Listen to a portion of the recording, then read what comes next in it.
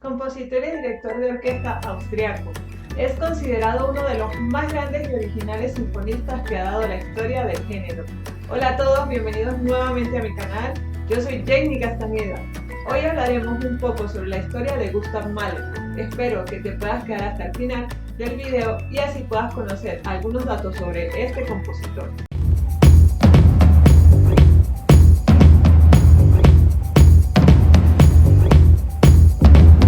Las obras de este músico genial son monumentales, expresivas y nada convencionales.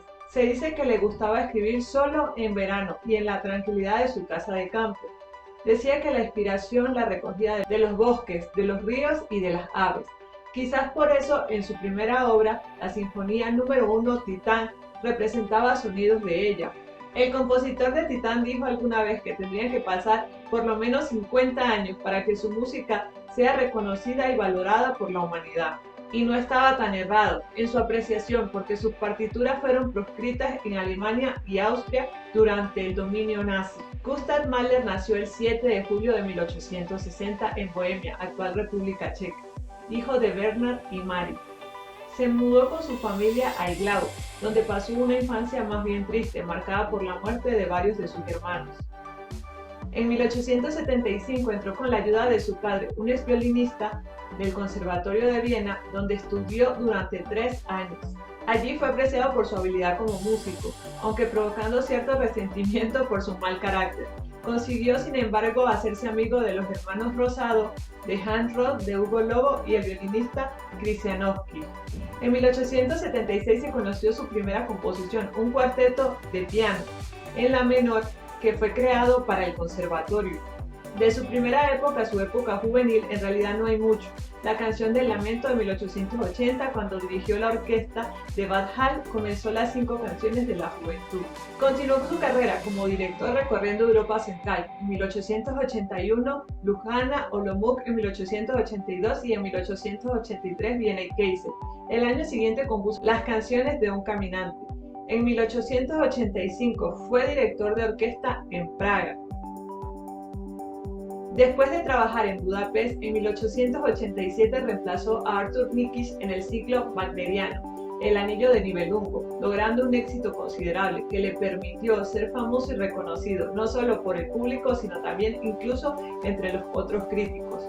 Sin embargo, así como su carrera de compositor parecía encaminada, su fase como compositor era más bien vacilante. En este periodo terminó Die Drei Pinto, obra teatral de Carl Maria von Weber, suscitando críticas y apreciaciones dispares. Entonces compuso El Titán, primera sinfonía en re mayor sobre la novela homónima de Jean Paul, que fue recibida de manera más bien indiferente por la crítica, al punto de que Mahler intervino varias veces para modificarla. En particular, la primera ejecución de su obra Titán en los escenarios en Budapest se reveló un desastre casi total. Por esa razón, el autor decidió reducir los movimientos de 5 a solamente 4, borrando el andante Blumine. Entre 1893 y 1896 asistió a la ciudad de Steyr, situada en la Alta Australia, donde trabajó en la revisión de la primera sinfonía y allí creó una segunda sinfonía, conocida como Resurrección. Comenzó a llegar el éxito. La misma está dividida en 5 movimientos y se caracteriza por la presencia de un coro y 2 voces solistas femeninas. También en estos años, además de diseñar la tercera sinfonía, que se ejecutó por primera vez en 1902, escribió casi todo el ciclo en El Cuerno Mágico de la Juventud, cuyas canciones fueron inspiradas por un famoso ciclo de poemas editado por Clemens Brentano y Achim von Arnim. En 1897, Gustav Mahler, con solo 37 años, fue nombrado director de la Ópera de la Real Corte Imperial, encargada de la ejecución de la música más importante del Imperio Austriaco. Para aceptar el cargo, el compositor se convirtió del judaísmo, que nunca había practicado, al catolicismo, solamente por tema de trabajo, ya que la ley austrohúngara de la época impedía la adjudicación de oficinas imperiales a las personas de religión judía. A pesar de haber sido bautizado, nunca asistió a la iglesia y nunca se confesó. En 1900 completó la cuarta sinfonía en sol mayor, formada por 4 tiempos, un allegro, un scherzo, un andante y un lied, canción concluyente. Después de haber dirigido versiones de la segunda sinfonía y la cuarta sinfonía de Robert Schumann, Gustav Mahler renovó el repertorio de la ópera de Viena, mejorando la calidad de la música y centrándose en las obras de Wolfgang Amadeus Mozart como Don Giovanni y Christoph Willibald Gluck. Por cierto, si no has visto mi video de Mozart, te dejo el enlace por acá arriba para que vayas a ver. En ese momento entró en contacto con el pintor Alfred Roller, con quien colaboró para la puesta en escena de Tristan e Isolda y Fidelio, pero también de Egon Schiele y Gustav Klimt. Al trabajar con la ópera estatal durante 9 meses al año, se vio obligado a limitar su trabajo de compositor. Durante los meses de verano compuso la quinta, sexta, séptima y octava sinfonía. También las últimas canciones para los niños muertos y Weckerlieder, inspiradas en poemas de Friedrich Brückner. A principios de 1900 se trasladó a Martern y se casó con Alma Schiele en 1902, hijastra del pintor Karl Moll, 20 años más joven que él. Alma, compositora y música, le daría 2 hijas, María Anna, que murió de difteria con solo 4 años, y Anna, que se convertiría en escultora. Mahler, a partir de 1908, se dedicó a la composición en alta balfustería, cerca de Doviaco. Aquí crea Das Lied von der Erde y la novena sinfonía. 2 años más tarde descubrió una traición de su esposa y fue en busca de asesoramiento con Sigmund Freud. Sin embargo, los dos se reunieron solamente una vez. Un encuentro que duró varias horas, durante las cuales el psicólogo sugirió que Mahler sufría del complejo Virgen María, idea basada en el hecho de que el compositor llamaba a su esposa con el nombre de la madre. Ahora te voy a contar un poco sobre su primera sinfonía. Esta me encanta, ya que la pude tocar junto con la orquesta del Estado Trujillo, que era un ensamble de músicos de mi país, Venezuela, donde participaban músicos de varios municipios del estado. La sinfonía número 1 en re mayor, Titán, fue empezada en 1884 y terminada en 1888. Se estrenó en Budapest el 20 de noviembre de 1889, bajo la dirección del propio autor, con un relativo éxito, pues la crítica fue bastante negativa con la obra, especialmente con su parte final. Luego fue interpretada en Hamburgo en 1893 y en Weimar en 1894. Para estos conciertos, Mahler introdujo un programa basado en el romance de Jean-Paul Reicher titulado El Titán, con la figura de su héroe Octavio. La obra llevaba el título de Poema Sinfónico en forma de sinfonía. Con ello, Mahler dudaba entre las formas, expresando que en realidad se trataba de una sinfonía programática, género introducido por Berlioz. La estructura original de la obra estaba compuesta por 5 movimientos, distribuidos en 2 partes. Los títulos de las distintas partes dadas por su autor en Weimar eran las siguientes. Primera parte de los días de la juventud, flores, frutos y espinas. En la parte número 1 podemos encontrar Primavera y sin final, Blumine y A toda vela. En la segunda parte, la comedia humana.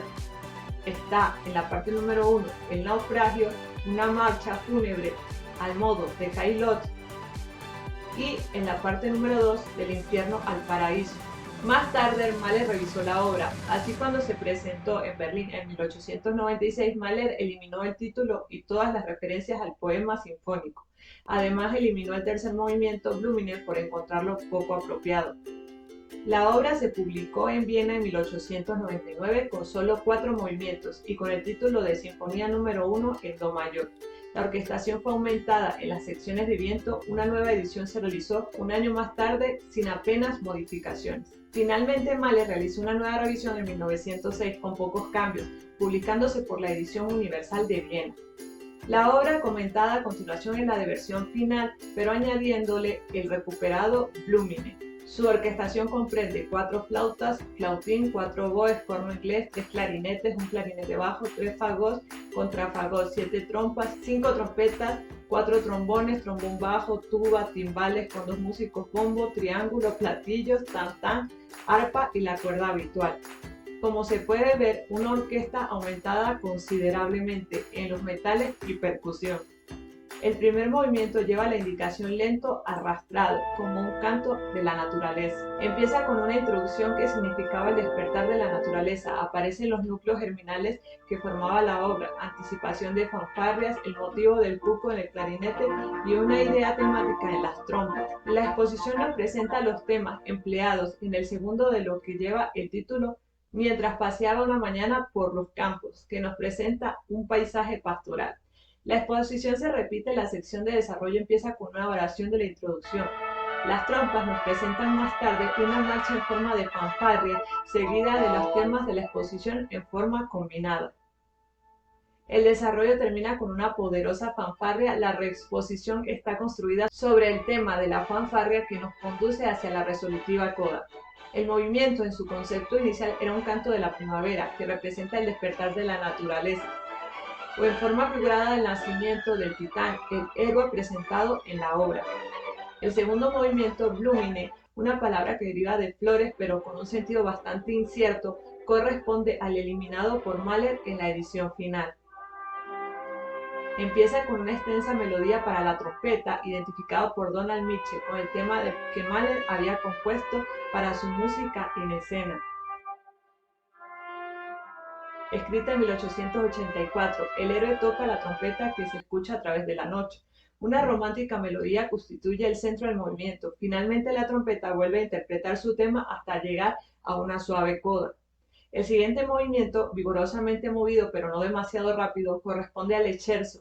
La parte principal tiene un parecido a la melodía empleada en uno de sus primeros Lieder 1880, que luego pasaría a convertirse en uno de los 5 Lieder que forman la primera serie de Lieder. Concretamente el segundo.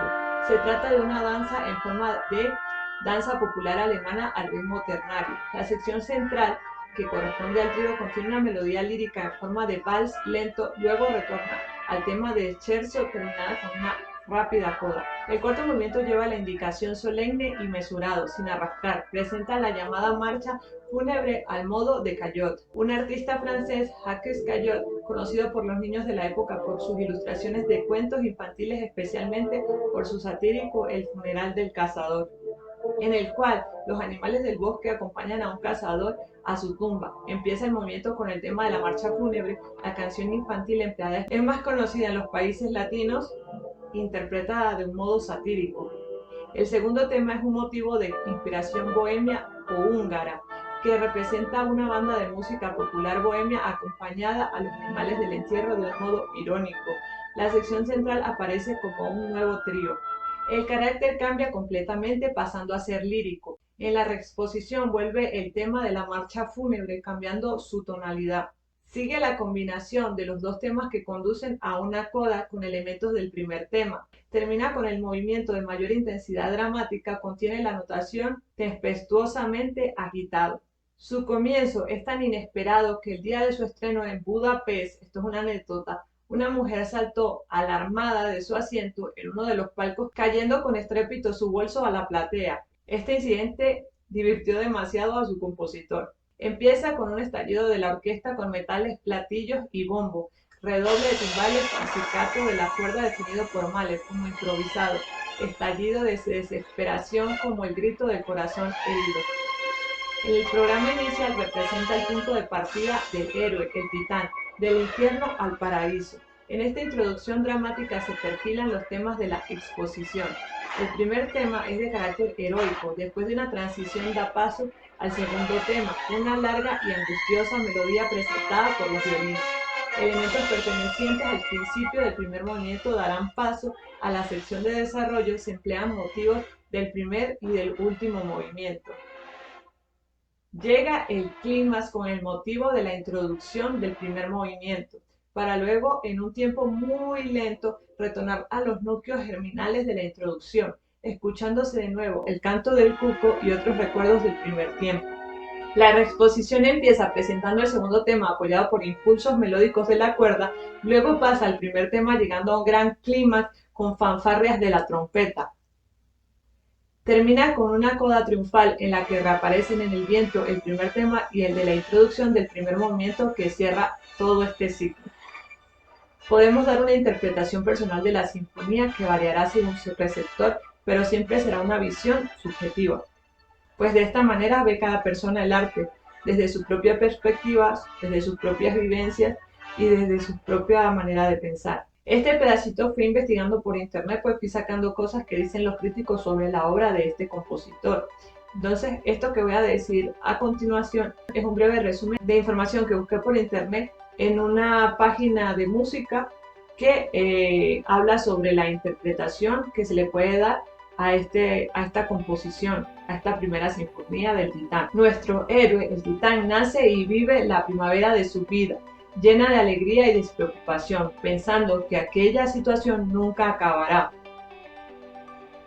Los primeros amores le clavarán las primeras espinas en su corazón desgraciado. En el segundo movimiento llega la fructificación de su amor. Vive con una fuerza imparable como nos muestra el Scherzo, pero finalmente se estrella. Cae en un estado de desesperación, será un naufragio su muerte. Condenado al infierno, renace por la fuerza del amor, terminando gloriosamente en el paraíso. Bueno, y esta ha sido toda la interpretación que le dan a esta obra. Cabe destacar que cada músico, cada pintor, cada artista siempre le da un toque de lo que ha vivido a su obra. Le da un toque o habla mucho de lo que le ha pasado en sus obras, de lo que ha pasado, de lo que ha vivido en el amor, desde pequeño en su infancia. Entonces esta obra representa mucho también la vida de Mahler, ya que él vivió durante la Segunda Guerra Mundial, perdió amigos, perdió familia, se tuvo que mudar, perdió hermanos y su vida estuvo marcada por la tristeza. Amores también que tuvo, que no pudieron estar juntos porque no eran de la misma clase social. Entonces vemos que toda esta sinfonía de Mahler tiene mucho que ver con él y con su vida. Recomiendo que si tienen tiempo la escuchen completa porque esta obra es hermosísima y tiene muchas variaciones en el ritmo, en la melodía. Tiene partes que son muy lentas, muy románticas, pero también tiene partes que expresan la ira que sentía este compositor o la tristeza, la melancolía al perder seres queridos. Entonces sería genial que la puedan escuchar. A mí me encanta. Es una obra que nos lleva a pasear por muchas emociones. Entonces es súper. Te la recomiendo de verdad. Ahora hablemos de los últimos años de este compositor. Estos fueron los últimos años de Gustav Mahler, que desde 1907 sufría una enfermedad del corazón muy delicada, endocarditis, debiendo someterse a costosos tratamientos médicos. La endocarditis era considerada en esa época una enfermedad maligna e incurable por muchos especialistas en cardiología. El 18 de mayo de 1911 acababa de regresar de los Estados Unidos, donde había ido a vivir por unos meses y donde disfrutó de un éxito considerable como director de orquesta. Cuando falleció en Viena, en el Sanatorio Logo, dejó por lo tanto incompleta la 10ª sinfonía, de la que había terminado solo el adagio inicial en fa sostenido mayor, y faltaba un scherzo, un purgatorio, otro scherzo y el final. Y así es como terminó la vida de este gran compositor. Les doy las gracias por quedarse hasta el final. Espero que se suscriban a mi canal, que me regalen un like si les gusta mi contenido, que me dejen en los comentarios qué otras cosas saben sobre este gran compositor. Bueno, pero como se los prometí, algunos datos curiosos sobre Gustav Mahler. Su padre trabajaba como tabernero para levantar a su familia de 12 hijos. Su hermano Otto se suicidó con tan solo 22 años. Entre sus alumnas se encuentra Josephine o Josephine, hija del director de correos de la ciudad. Mahler se enamora locamente de la muchacha, pero su padre desaprueba esta relación debido a que Mahler era judío y un músico sin dinero ni trabajo fijo. En 1880 hizo un ciclo de canciones dedicado a su amada Josephine, pero cuando el padre de la joven prohíbe sus encuentros, Mahler deja la composición de la obra, quedando reducida a 3 de los 5 lieder proyectados. Son las 3 canciones para tenor y piano de 1880. Entonces ya podemos entender un poco más sobre la vida de este compositor y obviamente sobre sus sinfonías, aunque todas son, la verdad, bastante complejas. Bye bye, no te olvides de suscribirte.